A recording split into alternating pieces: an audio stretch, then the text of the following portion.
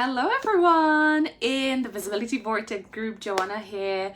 I had to restart this video again because as soon as I went live, literally my phone started ringing. So I was like, let me settle myself back in again and tell you all about the number one thing that I personally believe everyone would benefit from mastering for a more successful and fulfilling life. And guess what? Business will come under that. Your relationships will come under that. Your health will come under that. That, to me, this key is honestly number one. And what is that number one thing? It is our emotional health. How we feel, how we react, how we respond to people, to situations, to circumstances, to everything that surrounds us. Say hello if you're watching live. And emotional mastery, in my experience and in my opinion, and this comes from really experiencing it truly myself, like on my body, through my own emotional healing, through my own physical healing that I experienced, years ago. And I am pretty much still, going through every single day, through witnessing my clients going through this emotional healing journey, and how everything truly, like all the symptoms that show up in our lives, whether that's challenges in our business, challenges with money, challenges in relationships, challenges with health, to me especially, that was like the key. When I found the missing key and the root cause of all my health issues, I understood the power of emotional mastery that brings to one's health, to one's body. I then took it a step further. I understood that it's not just, the power of it is not just in our health, the power of emotional mastery, emotional balance, and really knowing how to, let's say, deal properly with emotions that we all experience. Because guess what, guys? We are humans and all emotions are valid. All emotions are here for a reason. What we've been taught for centuries, lifetimes, is that there are negative emotions which are bad, and there are positive emotions that we honestly need to constantly be super happy, super joyful, which to me is a bit of a BS. Hi, Joy. It is a bit of a BS, because anytime we find ourselves feeling a little bit low, on the lower side, we automatically judge ourselves and we tell ourselves that we are not supposed to be feeling this way, that those feelings are bad, those feelings may stop our manifestation, those feelings may block the money coming in. And I pretty much, I admit, I put my hand up that I was one of these people years ago, through the law of attraction, that says that, you need to constantly be vibing high in order to manifest things in your life. I found that to be true to a certain extent, because I also learned that it's not all, the emotional mastery is not all about being always super high and happy Pollyanna, however you say it in American, but it's having the ability, having the knowledge, having the skill to actually allow yourself to ride the wave of any emotions, and being able to find the gold and the wisdom and the lesson in the troughs, as well as allow yourself to stay up as long as it's possible in the peaks. And then when the trough hits again, because guess what, guys, life is all about full of peaks and troughs, and that's how it's always going to be. So giving yourself and putting yourself this expectation that you always have to be super positive, that you always have to be this high vibe, is actually very unrealistic. It's very draining, it's very challenging, it's very a bit unobtainable for some. Let me know in the comments below if that resonates with you. And I think, having worked with many coaches by now, what I've really learned to be, my battery all of a sudden decided to run out. Let me just plug that in. And by working with so many people, having worked with so many coaches and so many people by now, and having trained so many therapists as well in the silent counseling modality, I've realized the goal is not to always be happy. The goal is not always to be, you know, avoiding the negative. And whenever you find yourself anxious, overwhelmed, fearful, you know, experiencing shame and guilt, it's not about, oh my gosh, you know, how can I immediately feel better? It's actually allowing yourself to be in that moment and feel the emotion, but without needing to drown yourself in that emotion, right? And this is where the learning piece comes. And, you know, this is my invitation to those of you who are like, oh my gosh, like, this is exactly what I've been experiencing. You know, I find myself in these lows where I literally cannot just pick myself up. I'm looking for answers. I'm looking for, you know, I'm watching videos, but nothing really gets me out of that place. And I found that actually the more we resist being in that place, and the more we are desperate to get ourselves out of that, that's when often that same lesson will come into our life to teach, to really kind of like show us, here's the lesson, here's the thing that you're supposed to be learning from experiencing this emotion. But because you're not giving yourself permission to fully feel it, to fully move through it, to fully embrace it, and then decide to release it, because for various different reasons, and I'm going to go into them in a second, the more we repress, the more we suppress, the more we just push it away, and we're like, I know all the laws of manifestations, all I just need to do, I need to just focus on what I want. True. But if there is an energetic discord and incongruence with what you want to bring into your life and what it is that you're experiencing, and you feel any sort of guilt or shame about what it is that you're experiencing, actually manifesting that thing and allowing it to come to your life is going to be a little bit more difficult. And this is not to say that, again, you're not supposed to be having negative emotions in order to manifest things. To me, true manifestation comes at moments when we go, do you know what? I'm feeling afraid. I am feeling afraid. And just pay very close attention to the words that I'm saying. I'm not saying I am afraid, which is actually a lot more powerful. Remember, words are incantations, there are spells, they have immense power. I am just saying that I am currently feeling, so this is a moment in my lifetime that I am experiencing this emotion.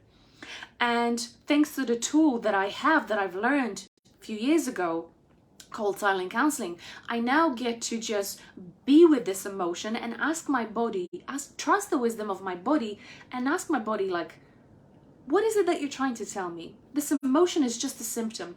It's a communication coming from my nervous system saying that whatever happened in the past, there's a very close chance that the same thing is happening right now. How will you choose to see it now? Will you choose to see it exactly as you chose to see it in the past, or will you choose to see it differently? And when you choose to see it differently, and when you learn how to regulate your nervous system and actually teach it a completely different story, that's when that negative emotion no longer has control over you. That's when you get to those moments of feeling tired, feeling exhausted, feeling overwhelmed, feeling close to being burnt out, you just go, oh, it's interesting. You're here again. What is it that you're trying to tell me? What is it that I get to experience in this moment now? Because guess what changes? The frequency of how you look at things changes. And you're no longer vibrating with the energy of guilt and shame and judgment about how you're feeling. You're just in the energy of curiosity, openness, willingness to learn something from how you're feeling in that moment. So let me know in the comments if that is kind of making sense to you guys, if that is hitting home. I cannot see any comments coming through. But that to me was like the biggest honestly lesson, biggest game changer, and biggest switch that went on inside of me, inside of my body, that I got to just see everything that I am feeling, everything that is showing up in my life, just as symptoms, as information that's coming to me and for me, not against me. And then by having the right tool, using the silent counseling tool, I got to move. I got to ride the wave. I got to learn how to ride the wave, right? Like I learned how to surf. I learned how to surf ups and downs. And whenever I'm in the downs, I'm just like, okay, what's the message? What do I need to do? How do I need to think differently? What do I get to experience in this moment? What's the message in here? And the body will always tell me, always, 100%. And that's the same with, you know, all the practitioners who have completed silent counseling training, all of my clients. The minute you allow yourself to feel the emotion, give yourself permission to acknowledge that it's there without denying it, without repressing, suppressing it, that's when the wisdom and the next piece of the puzzle comes in for you to understand how to get to the next step. It's about truly being in the now, right? It's not about being.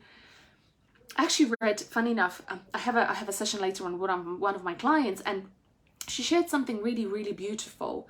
She shared that, you know, it's remembering that I always need to feel at my highest and best when it comes to thinking about the future.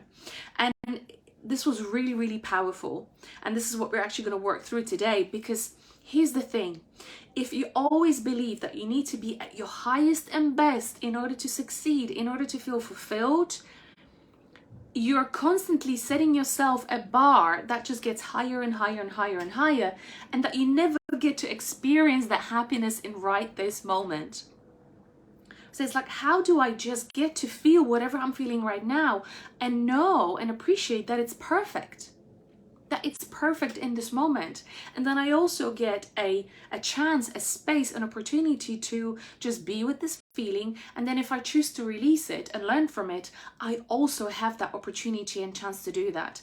And when I do, that feeling no longer has control over me. Therefore, from being in the trough, I get to go into the high and really allow myself to experience the high without feeling guilty, without feeling being pulled down by the negative emotion. Because negative emotions are going to be like, you know, like an inner child, like crying for your attention. And the more you're trying to ignore the inner child, the louder it will scream, the louder it will cry. But the moment you give it attention, say like, what is it that you want? Okay, you want this. That's when you really gain that emotional mastery.